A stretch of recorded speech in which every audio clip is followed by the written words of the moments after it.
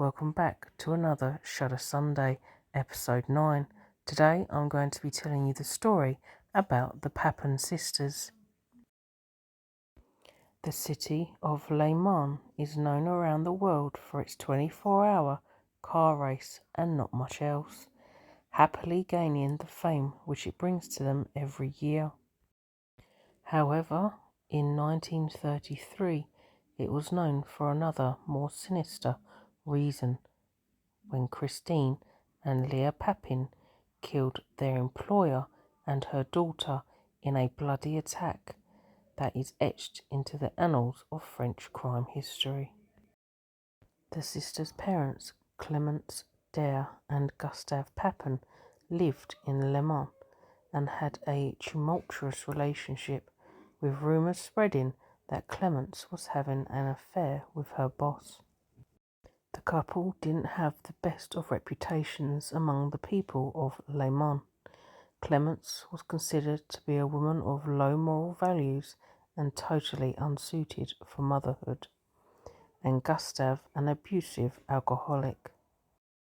They decided to marry in 1901, when Clemence fell pregnant with their first child, Amelia. But Gustave couldn't shake the suspicion of the alleged affair and decided to take his new family away from Le Mans.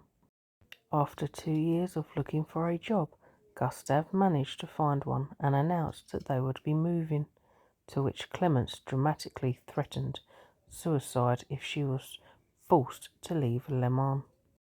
However, after a short time, she decided to leave with her husband and daughter and start a new life together. Settled in their new home, Clemence gave birth to Christine in 1905, but decided that looking after another baby was going to be too much for her and gave custody of Christine to Gustave's sister. Clemence gave birth to Leah in 1911, but shortly after she made an horrific discovery that her husband had raped her eldest daughter Amelia and immediately filed for divorce. Clemence, for some reason, accused Amelia of seducing her father and sent her to live in Le Bon Pasteur convent, which was known for its strictness and harsh discipline. Spiraling out of control, she then made the decision to take Christine from her loving home with Gustave's sister and placed her in the convent with Amelia and gave Leah to her brother to raise. Clemence was now free of the burden of motherhood and revelled in the fact that she was able to punish her children while not having the responsibility of having to care for them. But to Clemence's anger, her children flourished away from the abusive environment they were in before, and after her brother passed away, Leah joined her sisters in the convent. The girls became closer than ever and excelled in the convent, with Amelia taking vows to become a nun, with Christine wanting to follow in her footsteps. When Clemence heard about the plans, she was livid, as she had planned to put the girls to work as servants and collect their wage to live off. So she removed Christine and Leah from the convent and put them to work as servants. The girls never stayed long at a job, as Clemence was unhappy at the wages paid, so she constantly made them quit in order to find better paid work. During this time, the sisters formed a strong bond between themselves. Even when not working together, they would seek out each other in their spare time and spend their days together talking about their lives. People would often remark how the girls had no interest in anything else but each other, but put this down to their traumatic childhood and the fact that they were separated for most of their lives. In 1926, Christine landed a job as a maid and a cook in the home of retired solicitor Monsieur René Lancelin in his family home in Le Mans.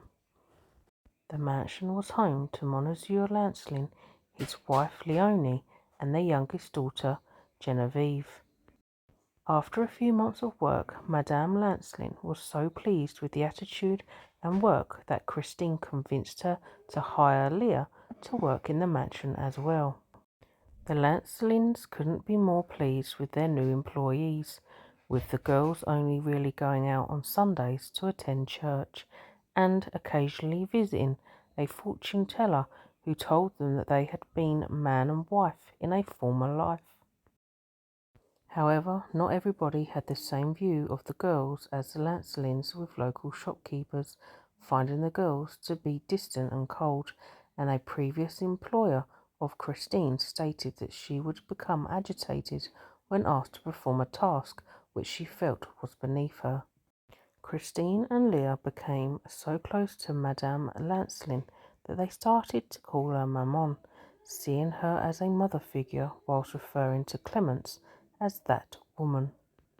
Madame Lancelin even put a stop to the girls sending their wages to Clemence and contacted her to let her know that Christine and Leah would be keeping their wages from now on and that her gravy train had finished.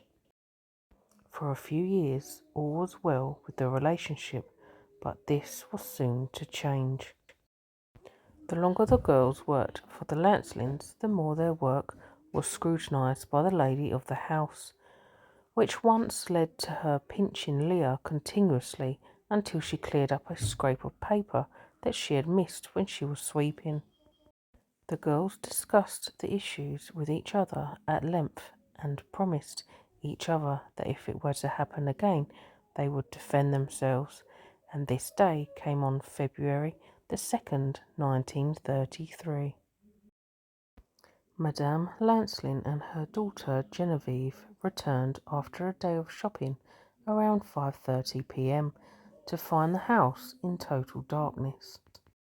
Christine explained that a faulty iron had blown a fuse in the house for the second time that week, to which Madame Lancelin reacted angrily as the iron had been returned from repair earlier that day. A heated argument ensued and Christine finally had enough. She lunged at Genevieve and proceeded to tear out her eyes with her bare hands. Leah joined in and grabbed Madame Lancelin and held her down, and following Christine's orders, gouged out her eyes too. At this point, with their victims laying dazed and blind, Christine went to the kitchen and came back with a knife and a hammer, and the sisters proceeded to slice and bludgeon the mother and daughter without mercy. Afterwards, the sisters would reveal that their victims were screaming and calling out but could not remember what they were saying, or it could be that they simply were not listening to them plead for their lives. After they decided that Madame Lancelin and Genevieve were dead, they started to prepare them as they would meat for cooking, with Christine later commenting she was following a recipe for rabbit from a cookbook. They then lifted the women's skirts and slashed their buttocks and thighs, and in one last macabre twist, they smeared Genevieve's menstrual blood over both of the corpses as if they were basting them. The whole gruesome attack lasted around 30 minutes, and when they were finished, Christine and Leah retired to their room. Monsieur Lancelin and his son-in-law returned to the house around 7 p.m. after Madame and Genevieve Lancelin did not arrive at a dinner they were due to attend, and found the house in total darkness and the door bolted from the inside. Alarmed, they looked up and saw flickering candlelight coming from the servants' quarters and decided to contact the police. After they arrived, they entered the house via a back door and slowly entered inside, but nothing could prepare them for the carnage they were about to witness. An officer shone his torch on the ground and was greeted by an eyeball staring back at him. Upon making this discovery, he ordered Monsieur Lancelin to stay downstairs and proceed to the second floor, where he discovered the two bodies, their facial features unrecognisable, and Madame Lancelin's eyes in the fold of her scarf. Fearing that the Papin sisters had suffered the same fate, he proceeded to the third floor and could hear hushed voices coming from a room where the keyhole was emitting a glow from a candle. After getting no response from knocking, he proceeded to break the lock, and when he entered, he was greeted by the sisters sitting on the bed, hugging and shivering, with a hammer next to them, encrusted in blood and brain matter. The sisters immediately confessed to the killings, claiming self-defense was the reasons for their actions. They were arrested instantly and taken into custody, while word of the brutal crime started to spread around France. Surprisingly, there was an outcry of public sympathy for the sisters from the average person all the way to the intellectual heavyweights of the day like Jean-Paul Sartre, who saw the crime as a sign of the class struggle between the rich and the poor. When Christine and Leah made their court appearance, their lawyer pleaded insanity, which was easy to believe as they stood looking vacant and not making eye contact. Both of the sisters protected each other by claiming sole responsibility for the murders, while their lawyer cited their abusive upbringing and a family history of mental illness as cause for the claim of insanity. However, the prosecution told the jury that 3 doctors had assessed them, and due to the fact that they cleaned up after the murders, that they were sane, seemingly overlooking the way they had prepared the bodies to cook them. Even when the defence argued this point, the jury had already made up their mind that the sisters were sane and guilty. The judge decided to be lenient on Leah as he felt she was under the influence from her older sister and sentenced her to 10 years hard labour. Christine was sentenced to death by a guillotine, which would take place in Le Mans Public Square on 30th of September 1933, which was later commuted to life imprisonment. During their incarceration, the sisters were kept separate from each other, which caused Christine's mental health to deteriorate rapidly due to her not being able to see her sister.